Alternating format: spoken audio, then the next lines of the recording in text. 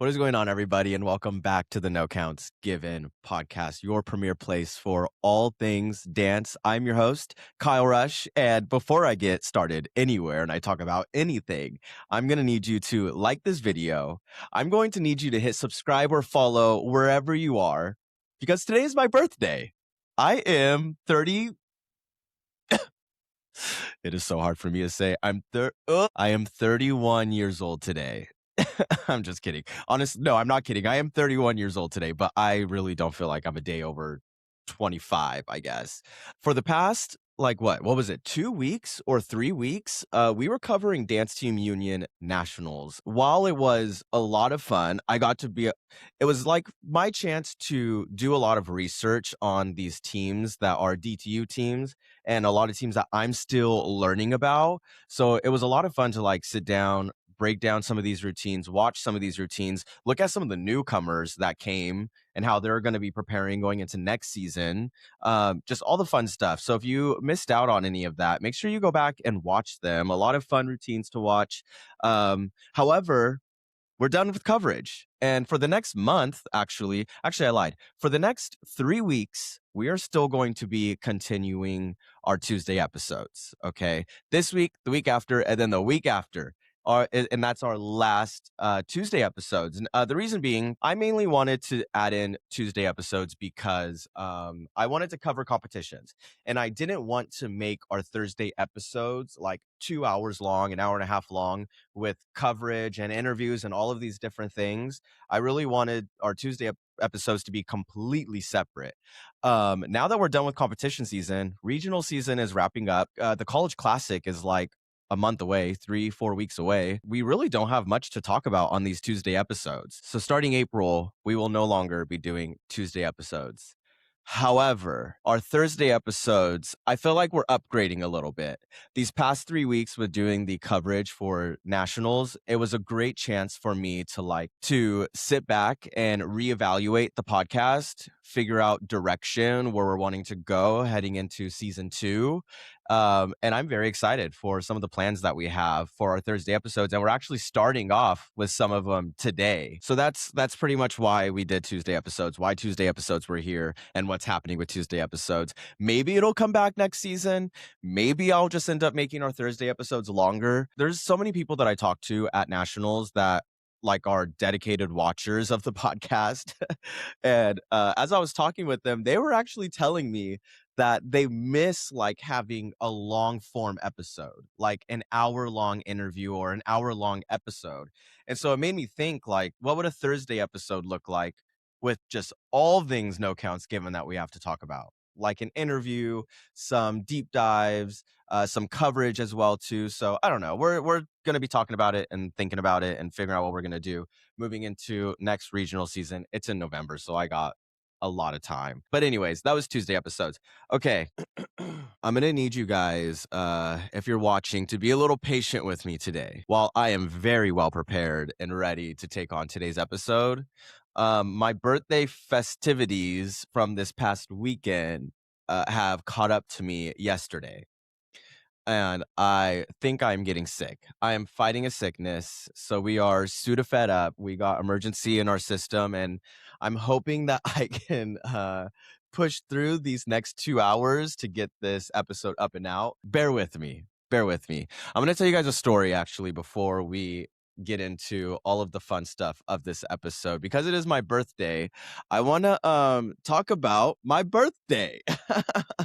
I don't know if I talked about this on an episode recently, but 2 weeks ago I got my phone stolen. I'm just going to preface this by saying this is entertainment reasons only. Obviously, I want to share a fun story. I haven't talked very much on this podcast other than coverage for the past month. So I'm going to tell you guys a birthday story from this past weekend and just in general, I guess, how 2026 has been treating me. I got my drink card 10 years ago. Okay, I'm 31 years old. If I'm going to go out and have fun and have a drink, I'm going to go out and have fun and have a drink.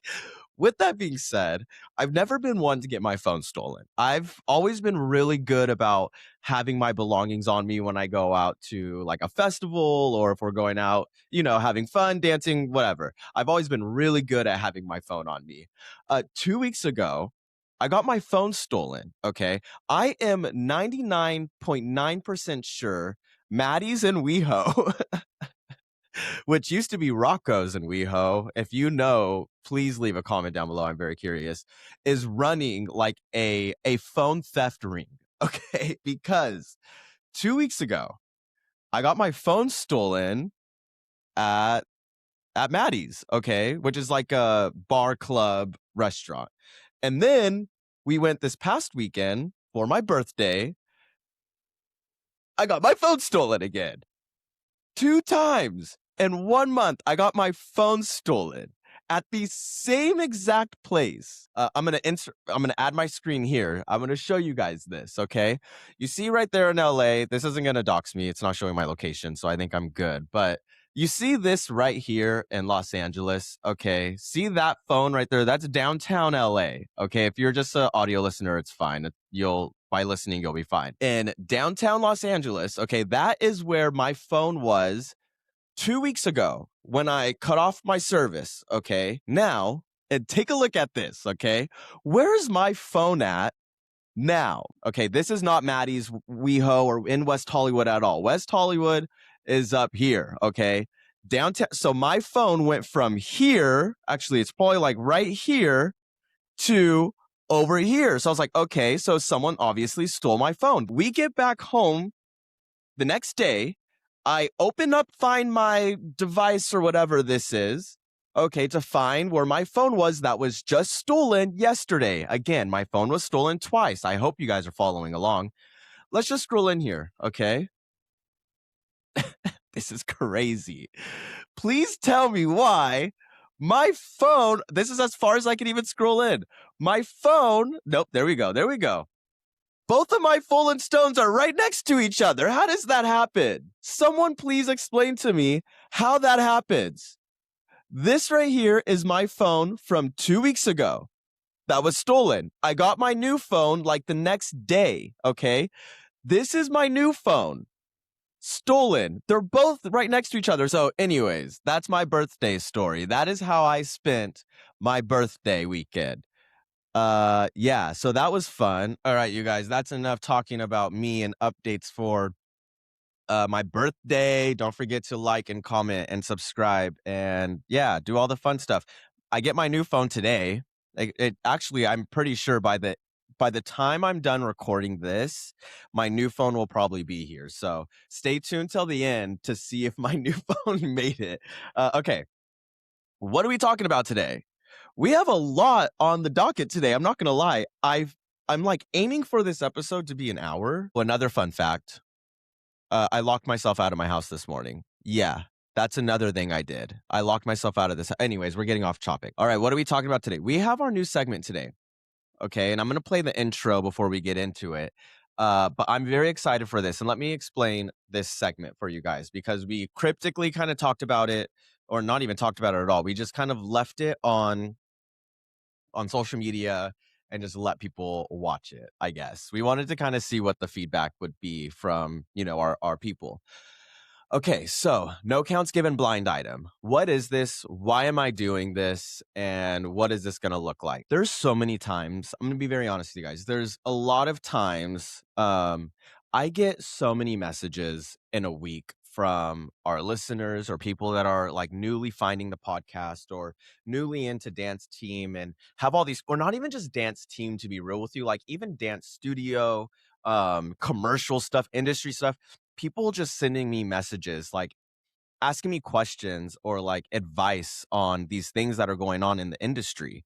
And there's a lot of times where honestly I don't even take it to the podcast. Like we have like short conversation or we'll talk a little bit and then that's that. We don't even take it beyond taking it to the podcast. With a lot of the conversations that I've been having with people, I'm like, these are things that need to be out in the open. Like these are conversations that need to be had. Why are we so scared to have these big conversations that shape our industry, whether you're studio, whether you're all-star, whether you're dance team, and whatever, any industry that you're in, you have these big groups of people shaping the industry for you because we have all of these like quiet conversations in closed doors. I so get it because it's in competitive sport where everything is based off someone's opinion, it's very easy. It's very easy for these companies to turn against you. And so a lot of these conversations that I have, like, people are just scared to speak up and scared to speak out. And I totally feel you. I think for me, I don't I know people are gonna say this, and I get it all the time because I was literally about to say, like, I don't have ties to a dance team or dance company. The podcast is powered by Dance Team Union. I'm clear about that. In fact, the shirt that I'm wearing right now, which is no counts given, my blanket because it's a little chilly, um, has Dance Team Union logo on the back of me, okay? And I don't even need to go on the whole rant about that. I've talked about it on several podcast episodes that the reason why our partnership, myself and DTU, works so well is because of our values. Be authentic, be bold, be you. And that is what I will continue doing in the podcast space as well too. I think for me, like with me not being tied to Varsity, USASF, UDA, even like Dance Team Union, I'm not a customer for them. It's just easier for me to speak up and speak out about these things.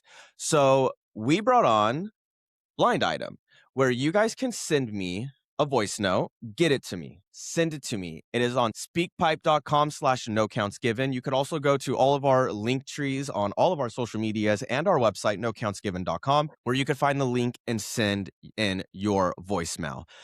Everything that is sent in to me is very, very, very cryptically edited or re-narrated. Okay. When I say re-narrated, that doesn't mean that I'm going in and I'm taking in and changing the story at all. The story will 100% stay authentic, but I might re-narrate it to keep people anonymous. Simple as that.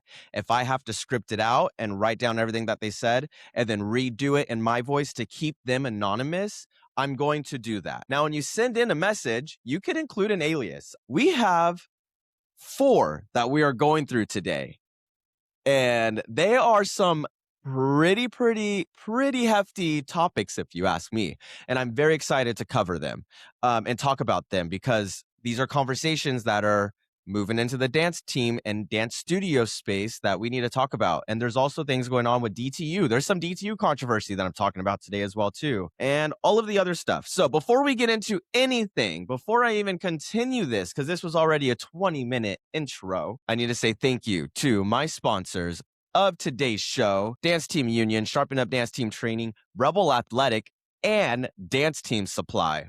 Boom. If you are a coach or a dancer already thinking about next season, this is where it starts. Dance Team Union summer camps are officially back for 2026, and these camps are designed specifically for dance teams who want to level up before the season even begins. At a DTU Unity camp, your team gets the full experience. We're talking game day routines, showcase choreography, combo classes, team bonding sessions, and dynamics training that help your dancers grow both individually and as a team. But what makes DTU camps different is the flexibility. Every team is different, and DTU actually builds the camp experience to match your team's strengths, goals, and style. Plus, campers can compete for the DTU Pro Award, giving dancers the chance to earn invitations to professional dance intensives and take their training even further. And of course, you get the energy of the DTU camp crew, the fan showcases, and the kind of environment that bring teams together from all over the country. If you're ready to build skills, build confidence, and start your season strong, head to danceteamunion.com to find dates, location, and registration. Dance Team Union Summer Camps. Be bold, be authentic, be you. Rebel Athletics dance costumes are designed for performance and crafted for confidence. From your warm-up to your final pose, every move feels better in Rebel-level quality. These costumes are built to move with your dancers, with premium fabrics and show-stopping embellishments that let your team shine no matter what the stage looks like. And with endless customization options, you can work with Rebel's team of real fashion designers to create a look that's completely your own. Whether it's a smart value style starting under $200 or a one-of-a-kind supernova crystal design that outshines the competition, finish off your look with the only dance puff palms in North America, in stock in 10 vibrant colors. Also available with hands-free straps. The Rebel Puff Palms give your dancers a winning combo that's perfect for show-stopping routines. Rebel Athletics takes you from head to toe with everything your team needs. costumes, warm-ups, practice wear, palms, accessories, and more, all customized with your team's colors and logo. Each dancer's items arrive individually packaged and labeled, so there's no sorting to do, making distribution fast, easy, and stress-free. Why fit in when you were born to rebel against the ordinary? Visit rebelathleticdance.com to explore our dance lookbooks and get started on your best season yet. Rebel Athletic, built for champions, designed for you. All right, I think we need to get into what everybody is waiting for. We need to get into our blind item segment. So before we even get into it, I want to play the intro. It is the intro that is going to play before every blind item segment that we do. I hope you guys enjoy it. I edited it myself. I made it myself. I think a lot of people think I have like people helping me behind the scenes. I really don't. This is like fully all by myself. So I edited this all by myself. I hope you guys enjoy it. Let's roll it. And then let's get into our first blind item. I think it was this guy named Kyle Rush. Oh, they're moving over. We call that a hater. Hi, Kyle. Daniela here. All right, here is my blind item. I want to talk about the 25-75 scoring split that some competitions use between day 1 and day 2. In theory, the system makes sense. Day 1 sets the foundation and kind of gives you an area where you could improve for day 2. Day 2 is supposed to matter more. If you improve, clean things up, deliver a strong performance, you should see that reflected in the results, right? But here is my question. If day 2 is worth 75% of the score, why are placements barely changing and why are scores barely changing? Is this a strategic way to run competitions from these event producers, or is this pretty common in the dance team all-star world? Can you expand a little bit on this? Daniela, thank you for calling in. I get the frustration, and this has been a thing that has been going on in like the all-star world for a very long time. I remember one of my very first all-star competitions that I went to was I want to say it was GSSA, which is the Golden State Spirit Association, I think. Yeah, Golden State Spirit Association. They used to have their big nationals in Pasadena, and I went one year, and I think I remember it being a 25-75% split between day 1 and day 2. And even me as a young 13, 14-year-old coach, I was like, this does not seem right. So just to explain it for everyone out there, what 25-75% split is, that is when it's going to be a 2-day or a 2-round competition. And your first round that you compete is only worth 25% of your score. And then day 2, your second round you compete is 75% of your score. I don't know where this logic came from. I truly do feel like anytime there is a day 1, day 2, it should be starting fresh every single day. And I've always thought that. This 25-75% split, now where it gets very frustrating, because I remember, listen, I still do a lot of choreography and I consult a lot of teams throughout the season. And even this season, I had teams actually that I've worked with that recently competed at Jam Fest Nationals. I think that's in Louisville.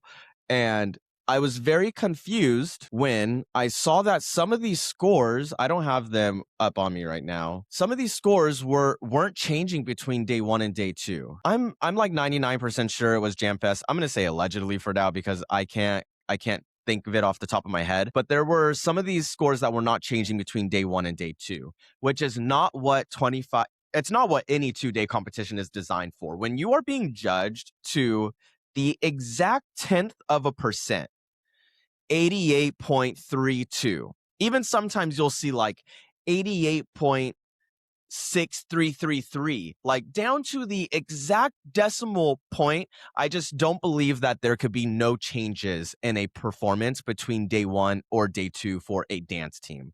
I just don't, it's very hard for me to believe that a dance team is going to look exactly the same one full out after another. And you could correct me if I'm wrong. Maybe you got the world's most perfect team out there and they could be perfect every single round, but that is just not practical. So when you're having these competitions and they're not splitting the scores, or they're not giving you different scores between day 1 and day 2, it's like, what were the judges doing day 2? Just confirming their original scores? To me, that reads scam. To me, that reads, we want to hold a 2-day competition to charge you more, and it reads scam. To be quite honest with you guys, the only time that I would like to see a 2-day competition is when the divisions are so large enough that you need 2 days to find the winner. If you're having a 2-day competition and you have 6, 7, 8, 6, 7, 6, 7, 8, 9, 10 teams in a division, I don't think you need 2 days to figure out who the winner is of that division. I think you could figure that out in one sitting. That's just my opinion. So with this 25%, 75% day split, I'm sorry, I would be reaching out to the producers and asking questions and demanding for transparency, because that just doesn't seem right to me. You should have been charged only for a day 1 competition if your scores aren't going to change. I would be curious to know, maybe if you would like to follow up with me, Daniela, send me another message. I would like to know what the comments were like on day 2. Did they praise your corrections that you made, or did they notice anything different in the routine, or were the comments kind of like the same as they were day 1? Did they just blatantly say that your routine is the same? But anyways, I do find it weird because at the competitions I've looked at recently, there have been several teams that have not been changed between day 1 and day 2. So I would love to know more. So please send me another message and let me know. Okay, let's get into our next one. Let's roll it. Hey Kyle, Angela here. I just need more information on this OneBeat Varsity partnership you posted about. I'm still finding their very lack of transparency around the subject, and when I try and research, I cannot find anything. I am running into a brick wall. Can you just expand on it a little bit more for me? I'm a dance studio owner. I attend competitions all throughout the United States, and I just need more clarity because I'm lost. First of all, Angela, thank you for calling and asking more questions about transparency about all of this.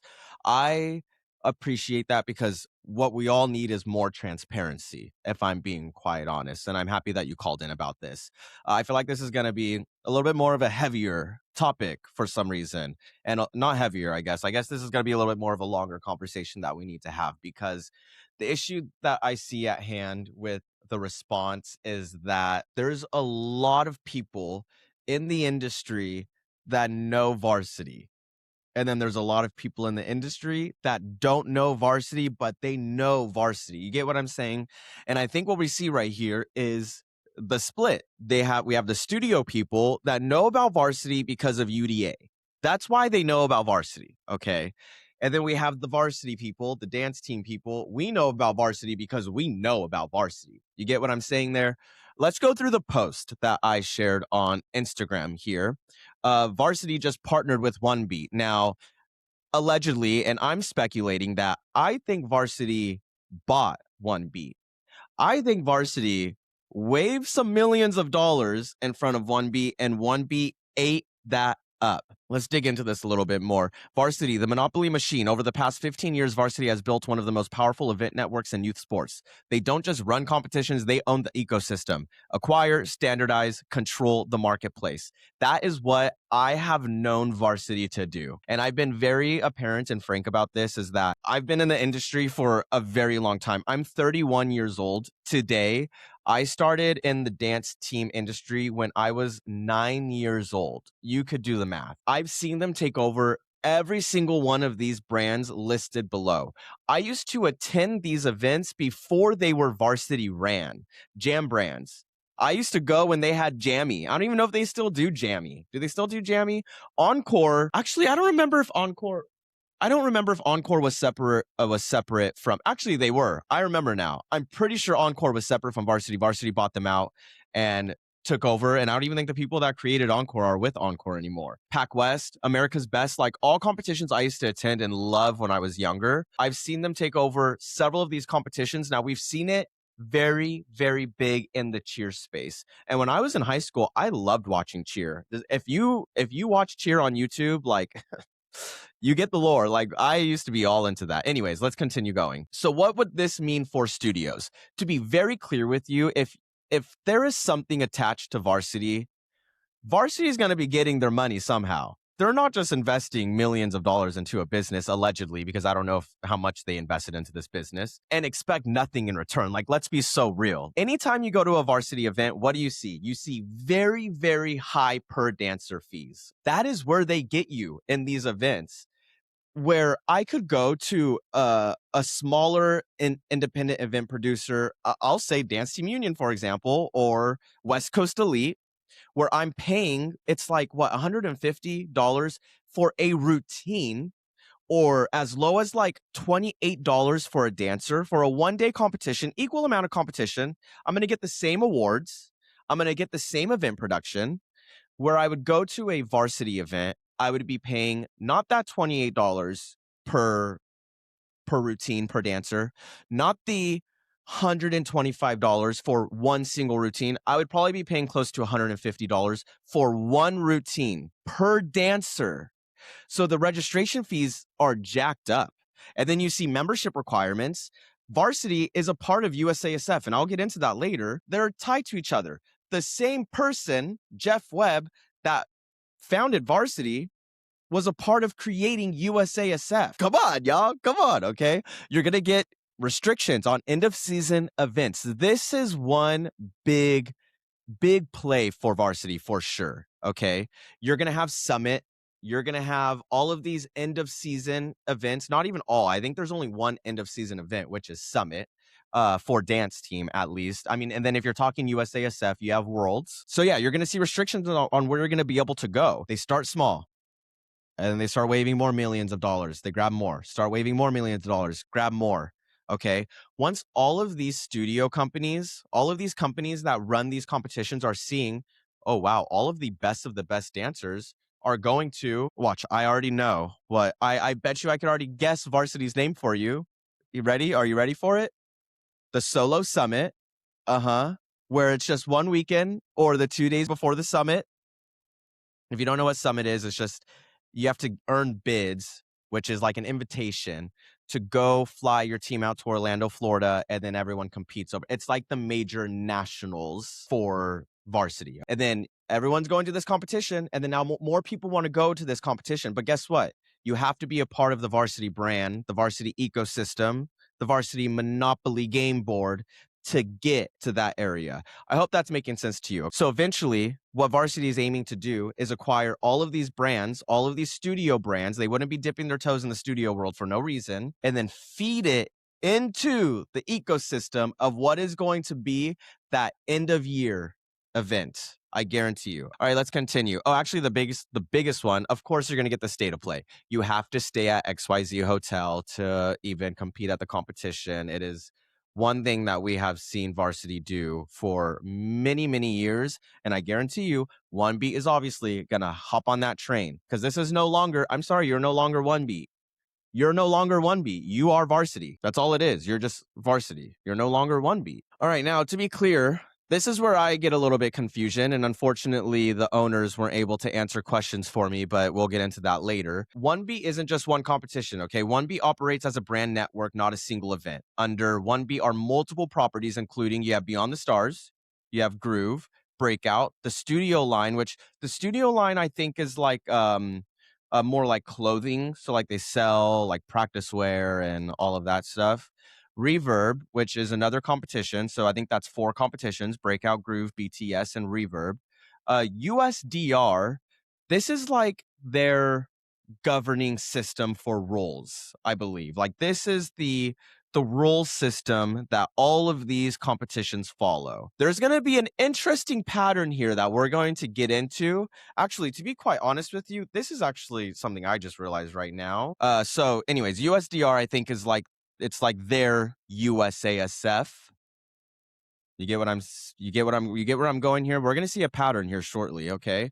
Then you have Dance Forward. I'm not entirely sure what Dance Forward is. I don't think it's another competition line, but I could be wrong. So these are all of the OneBeat brands that I think Varsity is acquiring. I'm not sure. I could be wrong. That is where I have questions. Is Varsity going to start just taking over OneBeat, and OneBeat is going to be a Varsity competition, and then OneBeat is just going to eliminate all of these brands? I doubt it, but I mean, you never know. All right. I've been pretty, like, I think they've been very quiet about this, okay? Like, let's be real. There's a reason why, if this is something that is so big for the brand, what I'm confused with is, why was there no hype around this? It was included in newsletters, apparently. Varsity sent out an email blast, but why has there been nothing posted publicly? Like, if I Google OneBeat and Varsity, the only thing I find is Varsity hiring for OneBeat. We're going to get into that in a little bit as well, too, so don't worry about that. Anyways, like I said, this partnership is just going to turn into industry control. So, studio owners, pay attention. Pay attention. Pay attention, because you never know what's going to happen. All right, let's talk about a few things. So, the creator of Varsity, his name is Jeff Webb. Okay. Jeff Webb, in my opinion, has always been about, like, total domination. Like, really just wanted to dominate the industry. And then it slowly turned into just like total how would you say this? Monopolization. Is that the word? Total monopolization. Like, there's a whole deep dive that I think belongs under the Jeff Webb Varsity development story. I don't know. And go send me some questions asking, because I would love to go on a deep dive, actually. But let's just talk about something really quick, okay? Jeff Webb, his first job was at NCA. NCA was not a part of Varsity at this time. If you know NCA now and NDA, they're a part of the Varsity brand, right? He was with NCA. Now, I'm pretty sure he was with them for over a year and a half, 2 years, I think I read. And then he created UCA, okay, which we now know the partnership of UCA and UDA, the partnership of NCA and NDA, right? Now, he left NCA to go and start UCA. I want to say, now, in 2003, he then went on to create the USASF, which is also known as the United States All-Star Federation. They govern all of the rules and regulations under USASF. So then competitions can be a part of the USASF. So then all of these competitions are just pretty much running under the USASF age grid, rules, regulations, all of the stuff, memberships, all of the things, okay? What is also a part of USASF? Well, not a part of, but do you remember what I said earlier? Who created Varsity? Jeff Webb. Who created UCA? Jeff Webb. Okay, who created Varsity? Jeff Webb. Actually, if you guys have the opportunity, please go and read over the court documents of Jeff Webb's, his witness statement, whatever it would be, his court transcripts of when he testified under the Quinnipiac, was it like Title VI, I think it was, lawsuit? I don't know. I need to catch up on that as well, too. But it is so funny. The first questions is, what is NCA? Oh, it stands for this. You run that? Essentially, yes, I do. What is UCA? Oh, it's this. You run that, Jeff Webb? Yes, I do. What is USASF? It's this. You run that as well? I do. What is Varsity? It's this. You run that as well? I do. Why not just one brand? And that is the question I've always had. Why not just one brand? Anyways, okay. Now, get this. In 2005, Jeff Webb absorbed the NACCC, which was a separate all-star federation where coaches were coming together to create their own rules and regulations, which would have been the competitor of USASF. Jeff Webb had the millions. Whoa, whoa, whoa, whoa, whoa. And they ran right to him. He absorbed the NACCC. 2005, guess what? 2006, he started IASF, which is the International All-Star Federation. Because, yeah, we need International All-Star Federation as well, too, right? And then in 2007, he started USA Cheer. Because, yeah, we also need USA Cheer, too, right? We need we need International All-Star Federation. We need USA Cheer. We need United States All-Star Spirit Federation. It just doesn't make sense to me. And then guess what? In 2026, allegedly, Jeff Webb and Varsity has absorbed OneBeat's USDR. Give it up to them. Now, why would Varsity need to do that and get a hold of all these brands? There's just no need for Varsity to be in the studio space, and they are dipping their toes wide in there. I really think it's because we're seeing right now the big evolution of studio and dance team intertwining. And of course, who is going to want to be at the head of that intersection there? Varsity. Duh. The reason why I'm like very much so holding on to that Varsity is buying OneBeat. Why would Varsity need to hire an operations team member? That's what I don't understand. Okay, so I mean, shoot, if you want to go work for OneBeat, here's your application. Go and apply. But why is someone from Varsity needing to book and manage travel arrangements for OneBeat tour team? Distribute itineraries for OneBeat tour team. Like, why would Varsity need to do that if OneBeat is still operating OneBeat? And then at the very end, why would it be signed as Varsity Brands? Like, why would Varsity Brands need to include they have equal employment opportunities? Why would your benefits be Varsity Brands ownership program? Why would Varsity be included in any of your benefits or anything in your job if OneBeat is still operating OneBeat? Now, I know that's probably confusing why I keep saying that, and I'm going to get into that in a second, okay? Now, that Instagram post was shared last week on Thursday. I don't remember what date that was. And someone shared it to a Facebook group. So I was like, yay, I get to get the public response. I was curious what people would think about this partnership going on with Varsity and OneBeat. I'm going to read you guys a response that we had here because I found it pretty interesting. Jenny, I want to say that's how you pronounce it. Jenny Schmidt Faubel.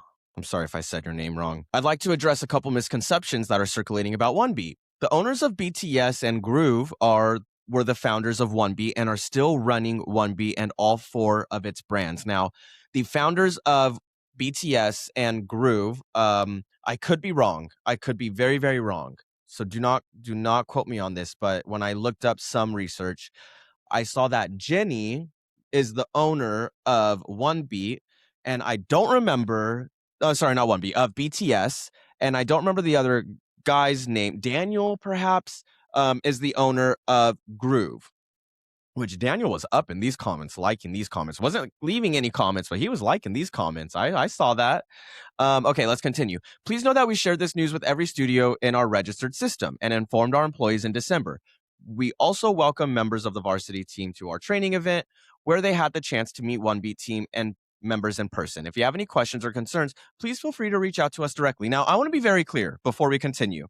When I first saw this comment, I didn't know who Jenny was. I had no idea. I thought I was just talking to I'm going to be very real. I thought I was talking to a receptionist, okay, of OneBeat, or someone that's at the front desk just managing socials. I don't know, came across this and started typing out because, this post was circulating on a Facebook group. Boy, was I wrong. Boy, was I wrong. Because Jenny is the owner of OneBeat. She is the co-CEO of OneBeat. Okay, I responded. Why would Varsity need to hire a operations team member for OneBeat if the owners are still operating OneBeat? She said the owners are still running OneBeat and all four of its brands. So why would Varsity be hiring for OneBeat? Is Varsity now paying you? Huh.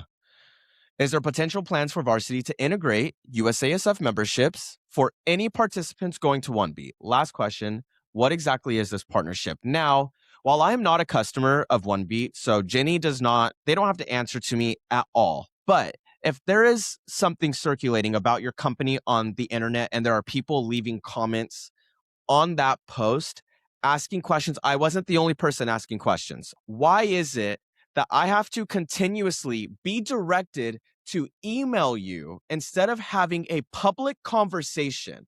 That is where I have to look, scratch my head, and say, there's lack of transparency here. I appreciate that varsity team was sent to your training event, but now they're hiring for your company.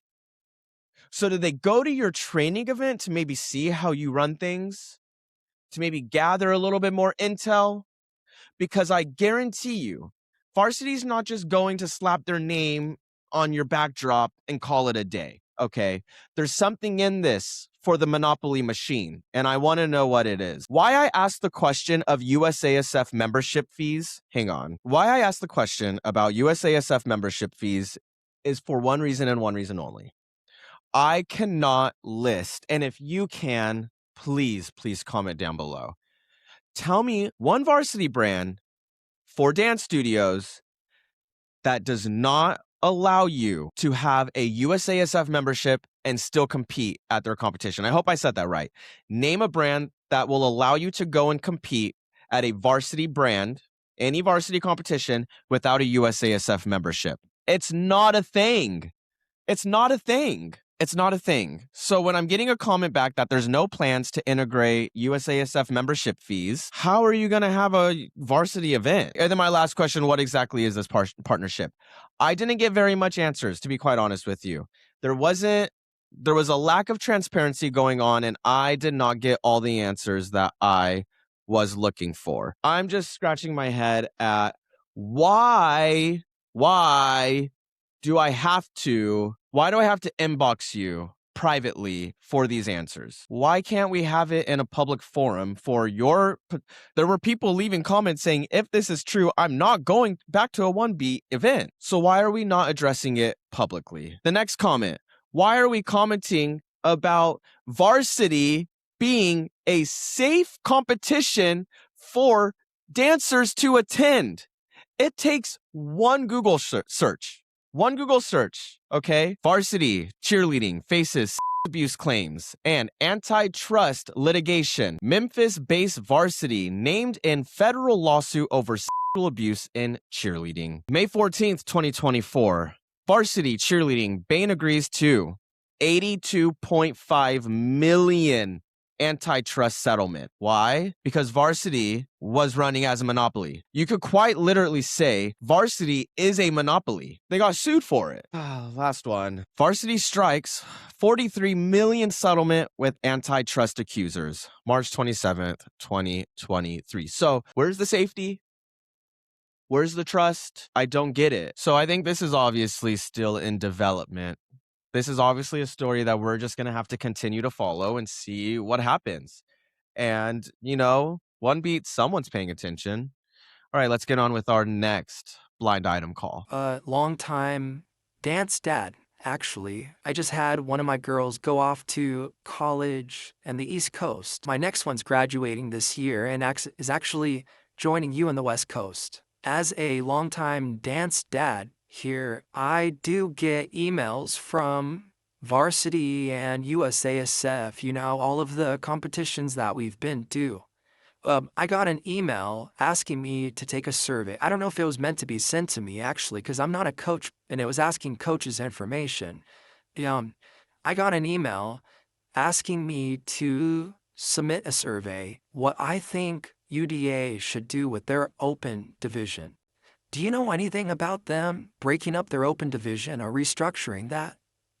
All right, Victor, thank you for calling. Let's talk about it. I feel like this is pretty plain, simple, straight to the point.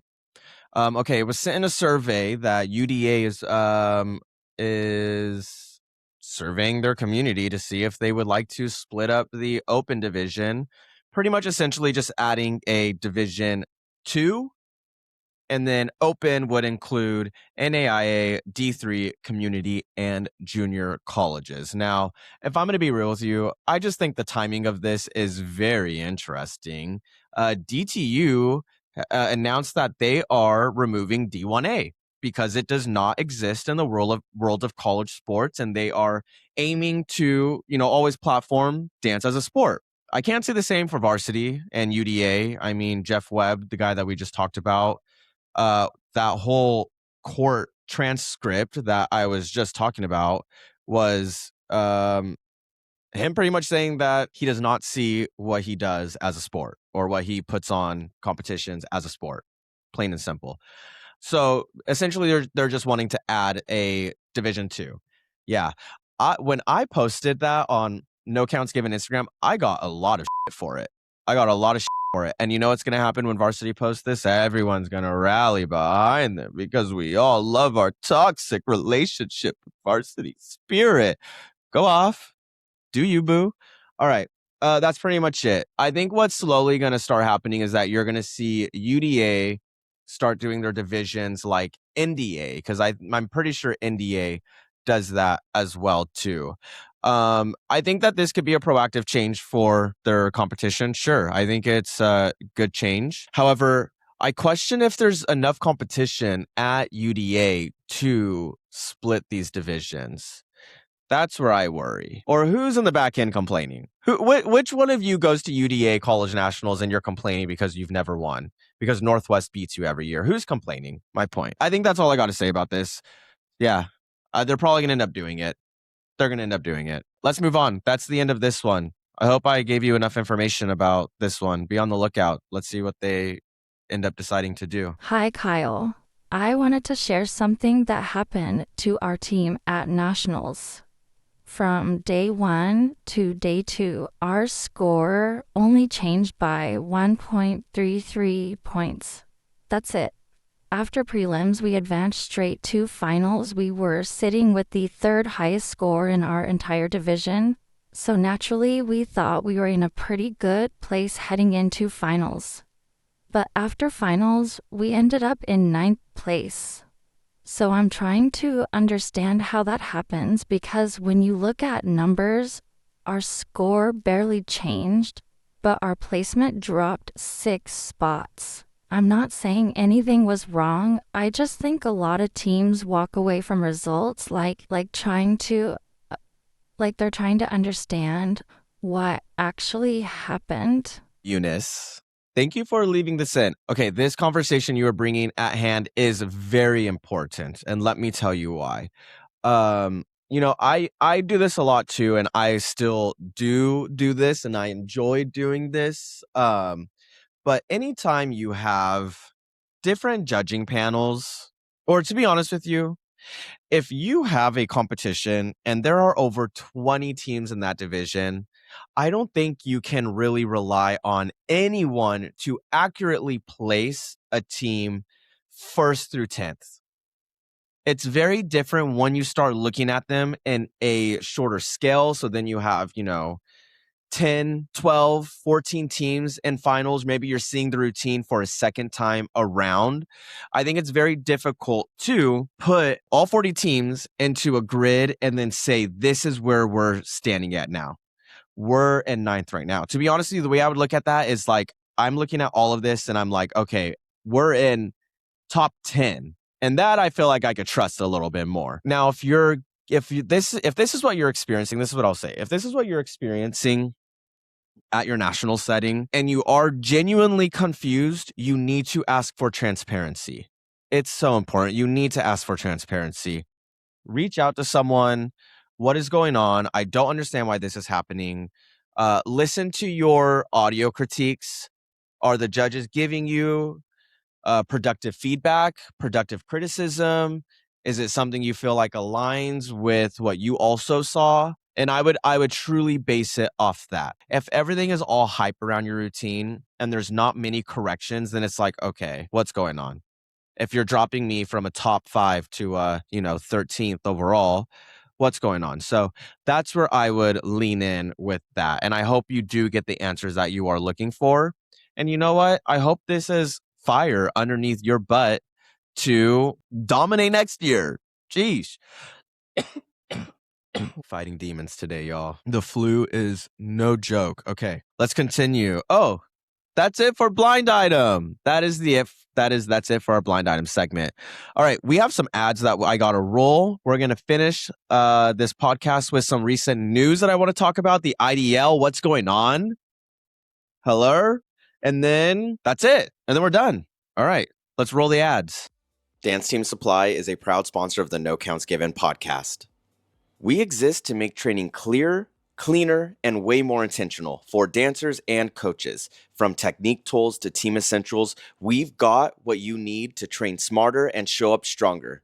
Oh, and yes, we are the home of the viral Sharpen Up movement bands. From practice to performance, we've got it. Visit us online at danceteamsupply.com. All right, y'all, before I fight demons again, I'm going to try and get through this as fast as I can. All right. I covered the IDL. I went to their launch event in Los Angeles. I think this was back in October. I could be wrong. Great event. I had a lot of fun. It was great to see so many teams that I look up to, like GRV, like Royal Family. Now newly founded, someone I look up to is Brotherhood, because I was just blown away by them. So it was a lot of fun to go and see this new event for dance. Now, just to sum it up, it's the International Dance League is positioning the IDL to be the professional league for dance. Okay, they franchise six teams. I hope I remember them all. You have 1 Million, you have GRV, you have Royal Family, you have Brotherhood, you have, oh no, who did I forget? Quickstyle and Jam Republic. How can I forget? Hello. You have Quickstyle and you have Jam Republic. Okay, so you have 6 teams. They come from all over the world competing, and these dancers are essentially getting paid to train, getting paid to compete. They get athlete privileges. I believe there's like athlete care at these events as well too, and they get to travel around the world and compete. Like, they're really the best of the best of this particular niche of dance in this industry. Essentially, yeah, that's how I would look at it. So I'm very excited to follow along and see where the IDL is going and where they take it. So after their launch season, after their launch event, they officially announced in December that they are moving on with their 2026 schedule. Now, there was a lot of changes going on. I'm pretty sure it was supposed to be 2027 schedule. Like, there wasn't even going to be a 2026 season. I could be wrong there, but I think that's how I remember it. What's interesting, pull this up. Now, the IDL, in November, they closed a 7 million seed round. Okay, so they got a 7 million investment. Now, I think what is very special about this is that the investment group comes from a sports background, I'm pretty sure. Let's read it. International Dance League, the first professional sports the first global professional sports league for dance, closed a 7 million seed round led by, this name, Elysian Park Ventures. Elysian? I hope I'm saying that right. Private investment arm of the Los Angeles Dodgers owner group. That's a great partnership to be in. So they have great partnerships. They have great backing around them, especially for this first year. I'm very interested to see